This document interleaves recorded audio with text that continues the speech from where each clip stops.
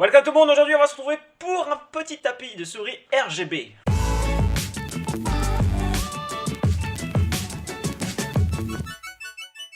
Donc je l'ai reçu, je suis très content, c'est la première fois que je commande ce genre de produit pour un tapis à souris. Évidemment j'ai déjà eu des tapis à souris plein de fois. Et cette fois-ci ça va être à LED, donc j'espère qu'il va être pas mal. Comme toujours je mets la description, enfin je mets le lien dans la description si vous voulez voir plus de détails. Alors là quand je vous parle il est à 21,24€ exactement, il a baissé, il était à 49€, 25€ quasiment. Et maintenant 21€ pour simplifier, tu cherches tes mots. Donc voici la boîte. On va ouvrir ça tout de suite. Vite, je veux voir ce que c'est. Ça va faire plutôt cool. Je pense que bientôt je vais faire une vidéo sur mon setup parce que là du coup il s'est vachement étoffé. Déjà parce que j'ai déménagé et en plus parce que j'ai pas mal de nouveaux petits matériels. Donc voilà à quoi ça ressemble quand c'est emballé et on va maintenant la déballer. Donc voilà ce qu'on a. Donc une plaque assez classique, par contre le revêtement est assez sympa quand même, il n'y a pas à dire. Enfin en fait franchement c'est vraiment une taille assez large, au moins vous êtes sûr de ne pas passer à côté. Par rapport à mon ancien tapis de souris que je vais vous montrer maintenant. Voilà.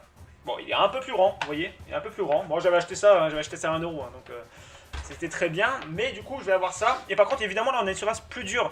En général ce type de surface est fait pour être beaucoup plus précis. Donc en théorie je devrais tuer beaucoup plus de monde dans les jeux. Allez on va l'allumer, on va directement voir. Ce qui est intéressant aussi c'est qu'on a un câble tissé. C'est que j'ai toujours ça pour la longévité des câbles. C'est toujours mieux hein, pour ceux à qui ça arrive que les câbles au bout d'un moment s'usent assez rapidement, on va dire, involontairement, bien sûr.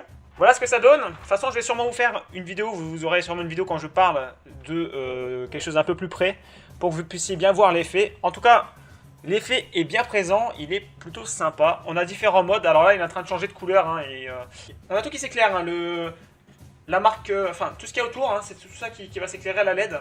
Donc moi c'est quelque chose qui me va plutôt bien. Je voulais pas trop non plus parce que des fois j'ai vu qu'il y en avait qui étaient vachement larges et moi je voulais un truc plutôt fin et c'est exactement le cas quoi. Derrière évidemment on voit les plaques antidérapantes hein, pour pas que votre plaque bouge. En plus moi ça tombe bien comme c'est une plaque en verre. Heureusement qu'il y a ça, sinon ça aurait été un peu la galère. Alors comme vous pouvez le voir ici justement je me demandais c'était quoi le petit bouton. Alors vous allez voir.